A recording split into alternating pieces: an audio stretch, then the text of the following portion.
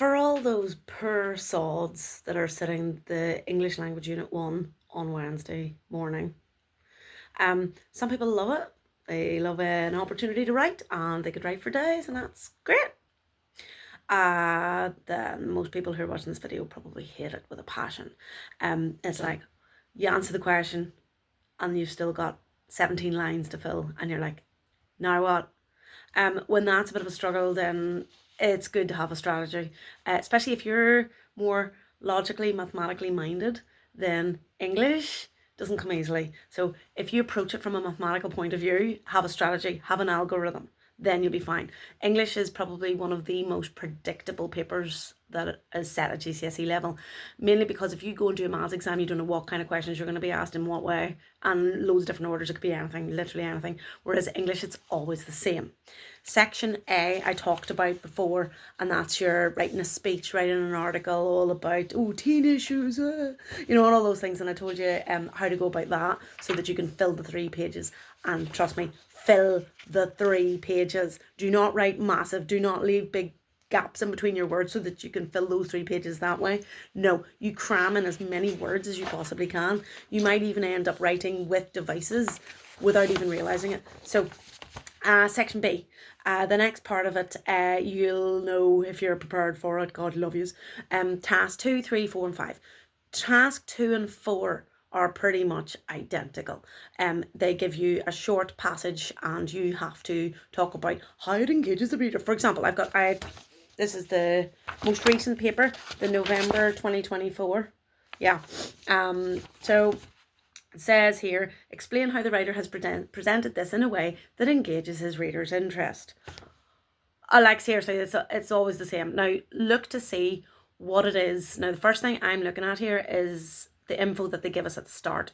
And it's based on a newspaper article about television and streaming services. Okay, so you're talking about, there's going to be some kind of spin about online watching programs and stuff. And then it says, read the text below where the writer shares his concern. Okay, concern, which means this is going to be negative. So we're going to spin it in a negative way, about people watching less live TV. This is where you need to keep your focus. You need to be talking about why they think it's negative and how do they talk in a way that makes us feel negatively about it. They're trying to argue their way. They're trying to make sure that we feel the same as them. So you read through, finding the devices, right?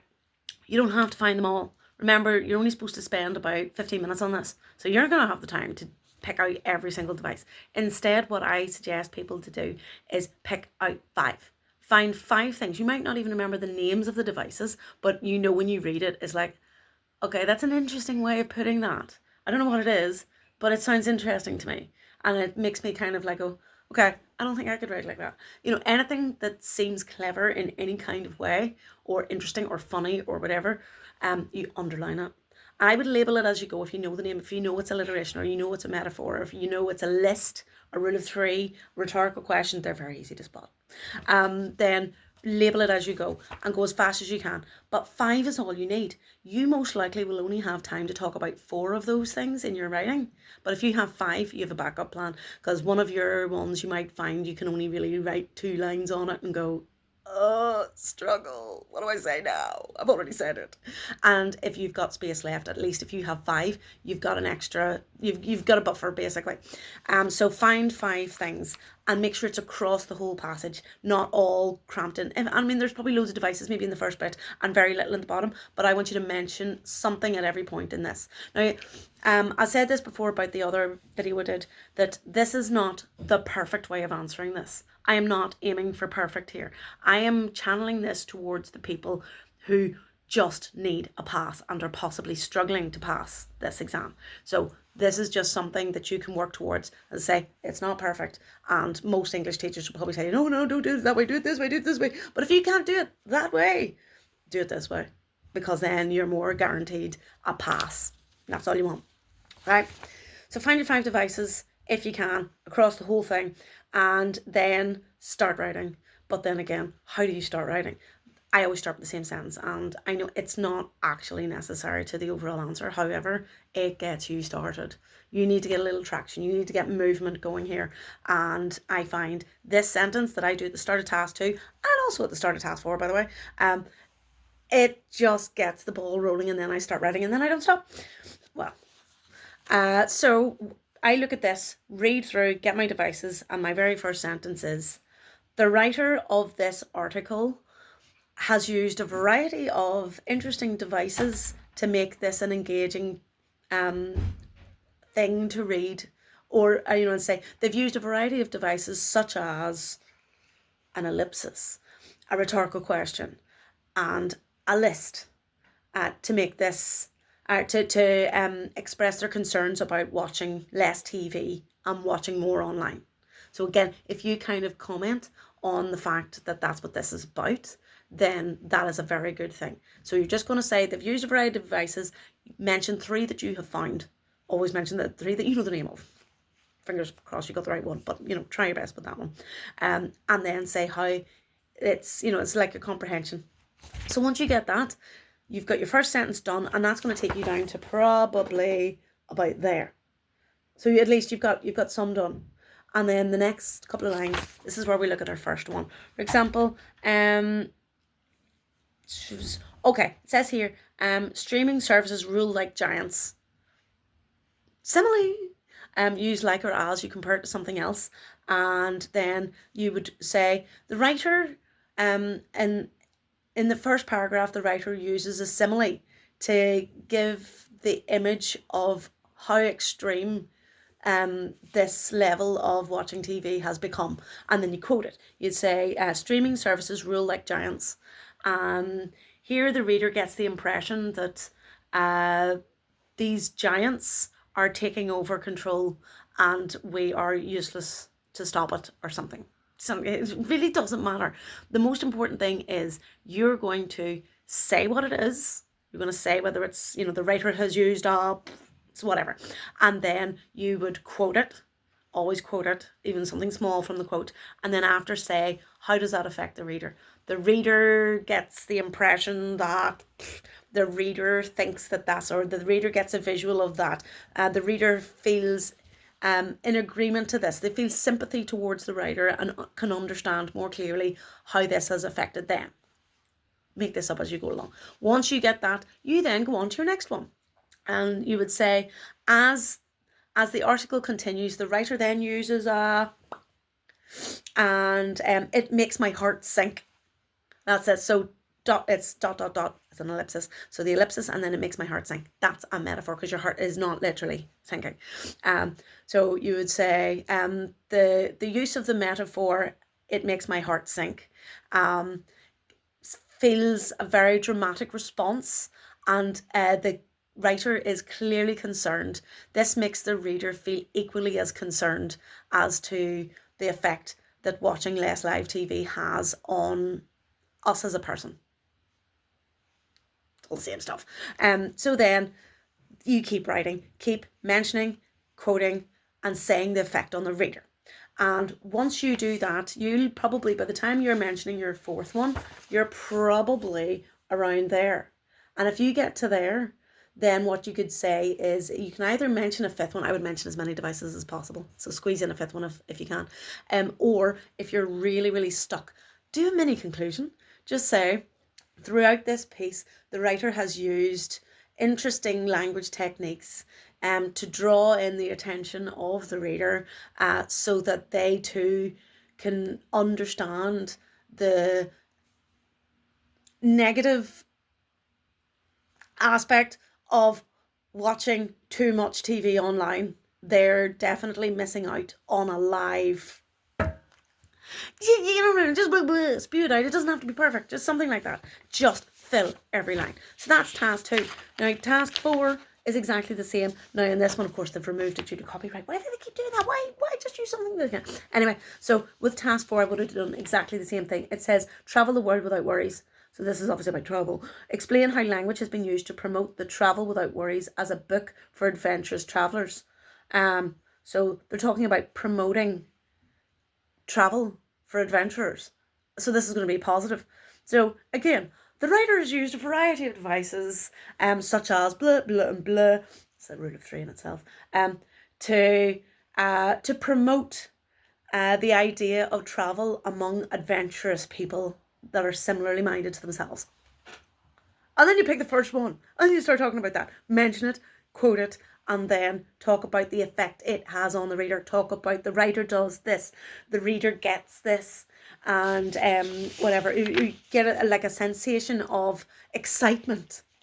And look at language. Look at things like if they've used the word, they've hurtled across the room, or it was poisonous, or anything like that. You look at those adjectives or verbs in some cases, and you say that those words have been deliberately chosen to give a bigger negative impact.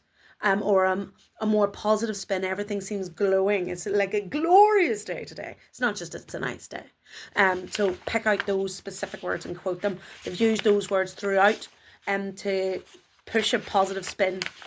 It's a wee bit of alliteration, but right. Task 3. So that's task 2 and task 4. Sort of, they're identical. I would nearly do those back to back. I would do task 2 and then go straight over to task 4. Do that one because it's the same, and your head's in that mindset to look at those things. Then when you get to task 3, and it says, in this part of the text, the writer considers some of the reasons for the popularity of streaming services. So this is a positive one. Read the text below. In your own words, write down 2 reasons for the popularity of streaming services. So I would underline popularity. So this is what you're focusing on. And then it says the reasons. So this is where you have to describe what the writer is saying. So there's only worth 4 marks for this one, but the rapid increase in the use of streaming services is modifying our watching habits. With on-demand streaming platforms, we have the option to catch up on our favourite shows whenever we want. Gone is the need to stick to rigid schedules, and we are no longer restricted to timed programmes. In fact, some shows can now be streamed in full before they air on television. The on-demand nature of streaming fits seamlessly into our busy lives. What's that about? Oh, that's about streaming online can be done at any time in any way, which means then as we are busy, we can watch TV in our own time frame.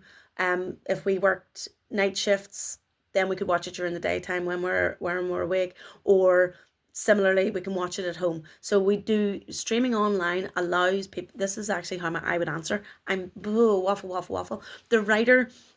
The writer explains in paragraph 1 that online viewing can be recorded and watched at any time, so that it fits into our busy lifestyles, so that we still get to watch the programs that we want to watch just when we want to watch them. And then I go on and take 2 quotes. My quotes are, gone is the need to stick to rigid schedules. I'll leave it at that. And then the next one, the on-demand nature of streaming fits seamlessly into our busy lives. Done. And then the reason from paragraph 2. Almost all of the greatest television ever made is available. The abundance of choice is staggering. The diversity is sure to... I already know what this one's about. This is about a wider variety of options, and the fact that you've just got so much more choice. And traditional TV wouldn't have that choice. It's whatever you're told, whatever you can watch. Right, so I would say the writer in paragraph 2 explains that online streaming opens up a world of choice to the individual. They can find TV programs, or they can find programs that they're interested, rather than being stuck with this traditional schedule of traditional TV. So there's more choice. So I've just waffle, full sentence there. Try and fill the 4 or 5 lines, whatever. Just spoof, just waffle, just build on it, whatever. Just right. And then the 2 quotes. There is something for everyone. And streaming offers variety, including personalised recommendations. Done. And then task 5. Oh, typical. This one is also removed due to copyright. Right, presentational features. So it's the intended effect to make it appealing to the reader. In other words, how does the picture grab the attention of whoever's looking at it? I recommend, if you struggle to remember the meanings of the colours, don't mention colour. Because if you say the colour blue, say for example, and then you say the wrong meaning of blue, you're going to get no marks. Whereas if you mention the setting was a beach, and that it appeals to anyone who would be into water sports or into water-based activities or just love the beach, this is going to grab their attention. The fact that the majority of the image is the beach. So there's talk about the setting. If the font is particularly interesting, I remember the Game of Thrones ones where the T was a sword and the O was a shield, whatever. I would say the use of interesting font, and that would be the image of the sword and the shield. Grab the attention of the reader because they know that this is going to be set in a battle scene environment, and makes it very exciting. Or you could talk about contrast, like instead of color, you could have, maybe if there's dark and light, something really dark and then something really bright beside it, you could say that it's in contrast. So the contrasting colors. Now, I say I'm not specific to the specific color. It's a contrast in colors shows that there could be some challenge to have to be faced, but then there's some light behind it. So there's good versus evil goes on there. This is all very predictable. Just get, I know some of you really, really hate this and just don't know where to start. Well, when you don't know where to start, use these ideas, take a note of them, have a go at them, do a couple of past papers. You've got today, you've got tomorrow. Well, if you're watching this on Bank Holiday Monday, do some past papers, just write. Because the more you write, the easier it will be for you to write on the day. If you don't practice just writing, and don't get hung up on spelling and punctuation, obviously try your best to spell things, but I would say you would get more if you attempted ambitious language. If you know a word you want to use that will fit really, really well, that sounds very, very kind of clever, and you don't know how to spell it, give it a go. Give it a go. Because they'll appreciate the fact that you attempted ambitious language. Okay, spelled it wrong, but no. But do your best. Make sure capital letters at the start of the sentences, capital letters for proper nouns, as in the names of things. Full stops every now and again. There's some people kind of go on and on and on and on and on. Short sentences, remember, have little full stops here and there. Then what else? Try and get some devices into your writing. Like if you can kind of get a little bit of alliteration for the crack, or use a rule of three. I use rule of three all the time. You list something, all those, or little statistics, get those in whenever you can. But don't get hung up on it. If you go in and kind of worry about about failing, then you're more likely going to have a blank. Then you're not going to fill the lines, and then you will more likely fail. So instead, if you write, make it up as you go along, spew it all out, look all around you, look for a bit of inspiration if you need to. If you're stuck, the writer uses this, and it's interesting to read because anything, it doesn't matter if you're wrong, who cares, just write like you mean it, and then get through this, and then fingers crossed, it gets you above the pass line. But trust me on this one, practice some past papers today. Just answer a few things. Who cares if it's right or wrong? You're writing, you're building up that muscle. So good luck on Wednesday morning. Let me know how it goes. I'm interested to see what the speech might be. But other than that, no, you're fine. Just get it going.